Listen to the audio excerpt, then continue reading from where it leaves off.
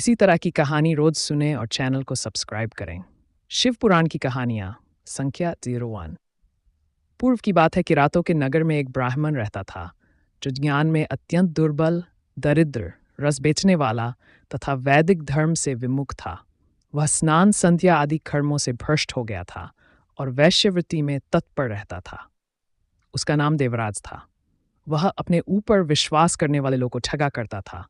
उसने ब्राह्मणों, क्षत्रियों, वैश्यों, शूद्रों तथा दूसरों को भी अनेक बहाने से मारकर वह उनका धन हड़प लिया था। परंतु उस पापी का थोड़ा सा भी धन कभी धर्म के काम में नहीं लगा था। वह वेश्यागामी तथा सभी प्रकार के आचार भ्रष्ट था। एक दिन घूमता घामता वह दैवयोग से प्रतिष्ठानपुर चूसी प्रयाग में जा पहुंचा। वहां उसने एक शिवालय देखा जहां बहुत से साधु महात्मा एकत्र हुए थे। देवराज उस शिवालय में ठहर गया, किंतु वहां उस ब्राह्मण को ज्वर आ गया। उस ज्वर से उसको बड़ी पीड़ा होने लगी। वहां एक ब्राह्मण देवता शिव पुराण की कथा सुना रहे थे। ज्वर में पड़ा हुआ देवराज ब्राह्मण के सुखारविंद से निकली हुई उस शिव कथा को निरंतर सुनता रहा। एक मास के बाद वह ज्वर से अत्यंत पीड़ित होकर चल बसा। यमराज के दूत आए और उसे पाशों से बांधकर बलपूर्वक यमपुरी ले गए। इतने में ही शिवलोक से भगवान शिव के पार्षदगण आ गए। उनके गौर अंग श्वेत कपूर के समान उज्ज्वल थे। हाथ त्रिशूल से सुशोभित हो रहे थे। उनके संपूर्ण अंग भस्म से उद्भासित थे और रुद्राक्ष की मालाएं उनके शरीर की शोभा बढ़ा रही थी।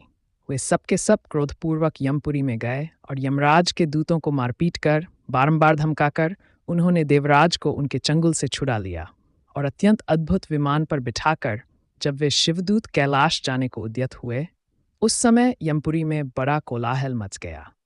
उस कोलाहल को सुनकर धर्मराज अपने भवन से बाहर आए। साक्षात दूसरे रुद्रों के समान प्रतीत होने वाले उन चारों दूतों को देखकर धर्मराज उनका विधिपूर्वक पूजन किया और जान दृष्टि से देखकर सारा वृतांत जान लिया। उन्होंने भय के कारण भगवान शिव के उन महात्मा दूतों से कोई बात नहीं पूछी, उल्टे उन सबकी पूजा एवं प्रार्थना की। तत्पश्चात वे शिवदूत चले गए और वहां पहुंचकर उन्होंने उस ब्राह्मण को दयासागर सांब शिव के हाथों में दे दिया। शिव पुराण की कहानियां संख्या 2 नोट। ये एक गोपनीय शिव पुराण की कहानी है। कृपया एक बार प्रेम से बोले भगवान शंकर भोलेनाथ की जय। समुद्र के निकटवर्ती प्रदेश में एक वास्कल नामक ग्राम था जहां वैदिक धर्म से विमुख महापापी द्विज निवास करते थे। वे सब के सब बड़े दुष्ट थे। उनका मन दूषित विषय भोगों में ही लगा रहता था। वे न देवताओं पर विश्वास करते थे न भाग्य पर। वे सभी कुटिल वृत्ति वाले थे। किसानी करते और भांति भांति के घातक अस्त्र शस्त्र रखते थे। वे व्यभिचारी और खल थे। ज्ञान, वैराग्य तथा सद्धर्म का सेवन ही मनुष्य के लिए पुरुषार्थ होता है, इस बात को वे बिल्कुल नहीं जानते थे। वे सभी पशुबुद्धि वाले थे। जहाँ द्विज ऐसे हों, वहाँ के अन्य वर्णों के विषय में क्या कहा जाए।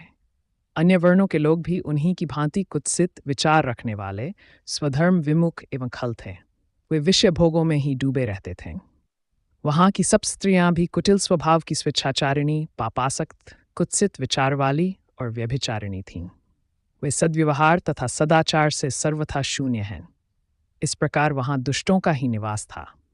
उस वास्कल नामक ग्राम में किसी समय एक बिंदुक नामधारी ब्राह्मण रहता था।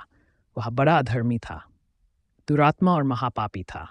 यद्यपि उसकी स्त्री बड़ी सुंदर थी, तो भी वह कुमार्ग पर ही चलता था। उसकी पत्नी का नाम चंचला था। वह सदा उत्तम धर्म के पालन में लगी रहती थी, तो भी उसे छोड़कर वह दुष्ट ब्राह्मण वेश्यागामी हो गया था। इस तरह कुकर्म में लगे हुए उस बिंदुक के बहुत वर्ष व्यतीत हो गए। उसकी स्त्री काम से पीड़ित होने पर भी स्वधर्म नाश के भय से क्लेश सहकर भी दीर्घकाल तक धर्म से भ्रष्ट नहीं हुई, परंतु दुराचारी पति के आचरण से प्रभावित हो आकर वह स्त्री दुराचारिणी हो गई। इस तरह दुराचार में डूबे हुए उन गूढ़ चित्त वाले पति पत्नी का बहुत सास में व्यर्थ बीत गया। तदंतर शूद्र जाति वेश्या का पति बना हुआ है दूषित बुद्धि वाला दुष्ट ब्राह्मण बिंदुगस में अनुसार मृत्यु को प्राप्त होने में जा पड़ा।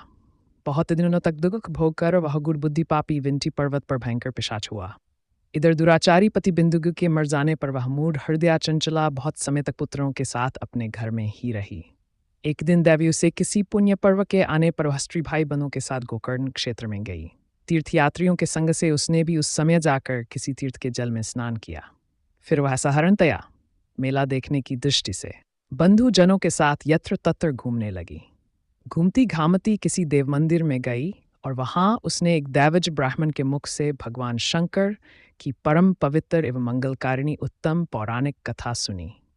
कथावाचक ब्राह्मण कह रहे थे कि जो स्त्रियां पर पुरुषों के साथ व्यभिचार करती है, वे मरने के बाद जब यमलोक में जाती हैं, तब यमराज के दूत उनकी योनि में तपे हुए लोहे का परिध डालते हैं। पौराणिक ब्राह्मण के मुख से ये वैराग्य बढ़ाने वाली कथा सुनकर चंचला भय से व्याकुल होकर वहां कांपने लगी। जब कथा समाप्त हुई और सुनने वाले सब लोग वहां से बाहर चले गए, तब वह भयभीत नारी एकांत में शिवपुराण की कथा वाचने वाले उन ब्राह्मण देवता से बोली। चंचला ने कहा, ब्राह्मण, मैं अपने धर्म को नहीं जानती थी, इसलिए मेरे द्वारा बड़ा दुराचार हुआ है। स्वामिन, मेरे ऊपर अनुपम कृपा करके आप मेरा उद्धार कीजिए। आज आपके वैराग्य रस से उत्प्रोत इस प्रवचन को सुनकर मुझे बड़ा भय लग रहा है। मैं कांप उठी हूँ और मुझे इस संसार से वैराग्य हो गया है। मुझ मूढ़ चित्त वाली पापिनी को धिक्कार है। मैं सर्वथा निंदा के योग्य हूँ। कुत्सित विषयों में फंसी हुई हूँ और अपने धर्म से विमुख हो गई हूँ। हाय, न जाने किस किस घोर कष्टदायक दुर्गति में मुझे पड़ना पड़ेगा और वहां कौन बुद्धिमान पुरुष कुमार्ग में मन लगाने वाली मुझ पापिनी का साथ देगा। मृत्यु काल में उन भयंकर यमदूतों को मैं कैसे देखूंगी? जब वे बलपूर्वक मेरे गले में फंदे डालकर मुझे बांधेंगे, तब मैं कैसे धीरज धारण कर सकूंगी? नरक में जब मेरे शरीर के टुकड़े टुकड़े किए जाएंगे, उस समय विशेष दुख देने वाली उस महायातना को मैं वहां कैसे सहूंगी? हाय, मैं मारी गई, क्योंकि मैं हर तरह के पाप में डूबी रही हूं। ब्राह्मण, आप ही मेरे गुरु, आप ही माता और आप ही पिता हैं। आपकी शरण में आई हुई मुझ दीन अबला का आप ही उद्धार कीजिए, उद्धार कीजिए। इस प्रकार खेद और वैराग्य से युक्त हुई चंचला ब्राह्मण देवता के दोनों चरणों में गिर पड़ी। तब उन बुद्धिमान ब्राह्मण ने कृपापूर्वक उसे उठाया और इस प्रकार कहा। शिवपुराण की कहानियां संख्या 3। ब्राह्मण बोले, नारी, सौभाग्य की बात है कि भगवान शंकर शिव कृपा से शिवपुराण की इस वैराग्य युक्त कथा को सुनकर तुम्हें समय पर चेत हो गया है। ब्राह्मण पत्नी, तुम डरो मत। भगवान शिव की शरण में जाओ। शिव की कृपा से सारा पाप तत्काल नष्ट हो जाता है। मैं तुमसे भगवान शिव की कीर्ति कथा से युक्त उस परम वस्तु का वर्णन करूंगा, जिससे तुम्हें सदा सुख देने वाली उत्तम गति प्राप्त होगी। शिव की उत्तम कथा सुनने से ही तुम्हारी बुद्धि इस तरह पश्चाताप से युक्त एवं शुद्ध हो गई है। साथ ही तुम्हारे मन में विषयों के प्रति वैराग्य हो गया है। पश्चाताप ही पाप करने वाले पापियों के लिए सबसे बड़ा प्रायश्चित है। सत्पुरुषों ने सबके लिए पश्चाताप को ही समस्त पापों का शोधक बताया है। पश्चाताप से ही पापों की शुद्धि होती है। जो पश्चाताप करता है वही वास्तव में पापों का प्रायश्चित करता है, क्योंकि सत्पुरुषों ने समस्त पापों की शुद्धि के लिए जैसे प्रायश्चित का उपदेश किया है, वह सब पश्चाताप से संपन्न हो जाता है। जो पुरुष विधिपूर्वक प्रायश्चित करके निर्भय हो जाता है पर अपने कुकर्म के लिए पश्चाताप नहीं करता, उसे प्रायः उत्तम गति नहीं प्राप्त होती। परंतु जिसे अपने कुकृत्य पर हार्दिक पश्चाताप होता है, वह अवश्य उत्तम गति का भागी होता है, इसमें संशय नहीं।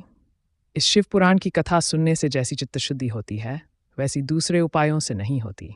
जैसे दर्पण साफ करने पर निर्मल हो जाता है, उसी प्रकार इस शिव पुराण की कथा से अत्यंत शुद्ध हो जाता है, इसमें संशय नहीं है। मनुष्यों के शुद्ध चित्त में जगदम्बा पार्वती सहित भगवान शिव विराजमान रहते हैं। इससे वह विशुद्धात्मा पुरुष श्री शाम सदाशिव के पद को प्राप्त होता है। इस उत्तम कथा का श्रवण समस्त मनुष्यों के लिए कल्याण का बीज है, अतः यथोचित शास्त्रोक्त मार्ग से इसकी आराधना अथवा सेवा करनी चाहिए। ये भव बंधन रूपी रोग का नाश करने वाली है। भगवान शिव की कथा को सुनकर फिर अपने हृदय में उसका मनन एवं निधिध्यासन करना चाहिए। इससे पूर्णतया चित्त शुद्धि हो जाती है। चित्त शुद्धि होने से महेश्वर की भक्ति अपने दोनों पुत्रों जान एवं वैराग्य के साथ निश्चय ही प्रकट होती है। तत्पश्चात महेश्वर के अनुग्रह से दिव्य मुक्ति प्राप्त होती है, इसमें संशय नहीं है। जो मुक्ति से वंचित है उसे पशु समझना चाहिए, क्योंकि उसका चित्त माया के बंधन से आसक्त है, वह निश्चय ही संसार बंधन से मुक्त नहीं हो पाता। ब्राह्मण पत्नी, इसलिए तुम विषयों से मन को हटा लो और भक्ति भाव से भगवान शंकर की इस परम पावन कथा को सुनो। परमात्मा शंकर शिव की इस कथा को सुनने से तुम्हारे चित्त की शुद्धि होगी और इससे तुम्हें मोक्ष की प्राप्ति हो जाएगी। जो निर्मल चित्त से भगवान शिव के चरणारविंदों का चिंतन करता है, उसकी एक ही जन्म में मुक्ति हो जाती है। यह मैं तुमसे सत्य सत्य कहता हूं। इतना कहकर वे श्रेष्ठ शिवभक्त ब्राह्मण चुप हो गए। उनका हृदय करुणा से आर्द्र हो गया था। वे शुद्ध चित्त महात्मा भगवान शिव के ध्यान में मग्न हो गए। तदंतर बिंदुक की पत्नी चंचलामन ही मन प्रसन्न हो थी। ब्राह्मण उपदेश सुनकर उसके नेत्रों में आनंद के आंसू छलकाए थे। वह ब्राह्मण पत्नी चंचला हर्ष भरे हृदय से उन श्रेष्ठ ब्राह्मण के दोनों चरणों में गिर पड़ी और हाथ जोड़कर बोली, कृतार्थ हो गई। तत्पश्चात उठकर वैराग्ययुक्त उत्तम बुद्धि वाली स्त्री जो आने पापों के कारण आतंकित थी, वह महान शिव भक्त ब्राह्मण से हाथ जोड़कर बोली। चंचला ने कहा, ब्राह्मण, शिव भक्तों में श्रेष्ठ स्वामिन, आप धन्य है, परमार्थदर्शी है और सदा परोपकार में लगे रहते हैं, इसलिए श्रेष्ठ साधु पुरुषों में प्रशंसा के योग्य हैं। साधो, मैं नरक के समुद्र में गिर रही हूं, आप मेरा उद्धार कीजिए, उद्धार कीजिए। पुरानी अर्थतप से संपन्न जिस सुंदर शिव पुराण की कथा को सुनकर मेरे मन में संपूर्ण विषयों से वैराग्य उत्पन्न हो गया है, उसी इस शिव पुराण को सुनने के लिए इस समय मेरे मन में बड़ी श्रद्धा हो रही है। ऐसा कह हाथ जोड़कर उनका अनुग्रह पाकर चंचला शिव पुराण की कथा को सुनने की इच्छा मन में लिए उस ब्राह्मण देवता की सेवा में तत्पर हो वहां रहने लगी। तदनंतर शिव भक्तों में श्रेष्ठ शुद्ध बुद्धि वाले उस ब्राह्मण देव ने उसी स्थान पर उस स्त्री को शिव पुराण की उत्तम कथा सुनाई। इस प्रकार गोकर्ण नामक उस महाक्षेत्र में उन्हीं श्रेष्ठ ब्राह्मण से उसने शिव पुराण की वह परम पावन कथा सुनी, जो भक्ति, ज्ञान एवं वैरागी को बढ़ाने वाली एवं मुक्ति देने वाली है। इस उत्तम कथा को सुनकर वह ब्राह्मण पत्नी अत्यंत कृतार्थ हो गई। उसका चित्त शीघ्र ही शुद्ध हो गया। फिर भगवान शिव के अनुग्रह से उसके हृदय में भगवान शिव के सगुण रूप का चिंतन होने लगा। इस प्रकार उसने भगवान शिव में लगी रहने वाली उत्तम बुद्धि पाकर शिव के सच्चिदानंद मय स्वरूप का बारंबार चिंतन आरंभ किया। तत्पश्चात समय के पूरे होने पर वह भक्ति, ज्ञान एवं वैराग्य से युक्त चंचला ने बिना किसी कष्ट के अपना शरीर त्याग दिया। इतने में ही भगवान त्रिपुराज, भगवान शिव का भेजा हुआ द्रुत विमान वहां पहुंचा, जो उनके अपने गणों से संयुक्त एवं भांति भांति के शोभा साधनों से संपन्न था। चंचला उस विमान पर आरूढ़ हुई और भगवान शिव के श्रेष्ठ पार्षदों ने उसे तत्काल शिवपुरी पहुंचा दिया। उसके सारे मल धुल गए थे। वह दिव्य रूप धारिणी दिव्यांगना हो गई थी। उसके दिव्य अवयव की शोभा बढ़ाते थे। मस्तक पर अर्धचंद्र का मुकुट धारण किए वह गौरांगी देवी शोभाशाली दिव्य आभूषणों से विभूषित थी। शिवपुरी पहुंचकर उसने सनातन देवता त्रिनेत्रधारी भगवान महादेव जी को देखा। सभी मुख्य मुख्य देवता उनकी सेवा में खड़े थे। भगवान गणेश, नंदीश्वर, भृंगी तथा वीरभद्रेश्वर आदि उनकी सेवा में उत्तम भक्ति भाव से उपस्थित थे। उनके अंकांति करोड़ों सूर्यों के समान प्रकाशित हो रही थी। कंठ में नील चिन्ह शोभा पाता था। भगवान शिव शंकर को त्रिनेत्रधारी, महादेव, देवों के देव भी कहा जाता है। 5 मुख एवं प्रत्येक मुख में 3-3 नेत्र थे। मस्तक पर अर्धचंद्राकार मुकुट शोभा देता था। उन्होंने अपने बामांग भाग में मां गौरी को बिठा रखा था, जो विद्युत मुख के समान प्रकाशित थीं।